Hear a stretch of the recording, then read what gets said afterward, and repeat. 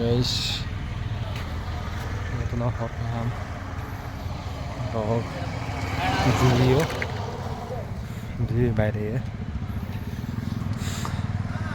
sini Tripura hospital গজ্জালায় যে হেন্দা মাতার आं কিন্তু এই হসপিটালনা গজ্জাখানো গিয়া সামান্য গ্রাম বিসিংনি হসপিটাল দিছে আমার কোনো दिनै जे आं नायमाने भिजिट खानाय माने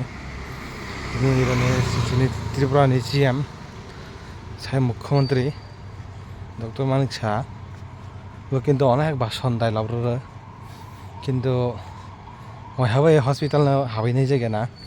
भिजिट खानाय जाना इरो तामा प्रब्लेम दं तामा करै पेशेंट लोग तामा असुविधा दं डॉक्टर तामा प्रब्लेम दं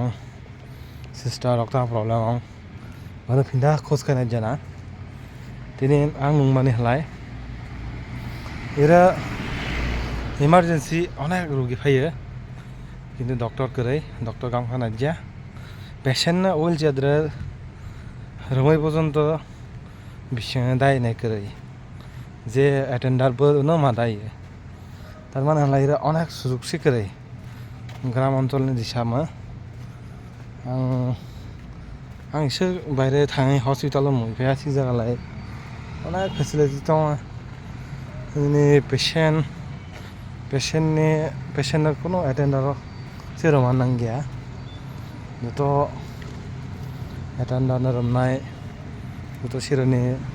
नार्स सिस्टार डक्टर रोमै नोंनि पेशेन्टनो नायो इरलाय नोंनि इमारजेन्सि वार्ड लानाय कम से बरक 10-15 मिनिट आइ थै आसुइमा दं डक्टर नायफैनायसो करै नायफैयो थियाजे बंनि टिकेट दं हलायसो नायफैयो सि जागादर जुदि इमारजेन्सि रोगि थैनायफोरावला थैथानाय उनावहायसो दिनै आं सानानि मोसौ आंसो त्रिपुरा सारावना जे त्रिपुरानि बर' मोसानि मोसौ जि बि একটা नाम करा बुङो जा से जि যদি मैंने कोनो फैसिलिटी करी हला सिर फाइव ताला प्राइवेट कंपनी गाम जेनेबा प्राइवेट कंपनी जो गाम हला जों त्रिपुरायाव दानो CM बानायलाय जों नगर हा सादियाना जों त्रिपुरा CM न दरगादना स्वास्थ्य मंत्री दरगाना नांगाबला ना बे सामसो CM जुदि दं होनलाय त्रिपुरा जोङो हस्पिटालनाव गांखायना बे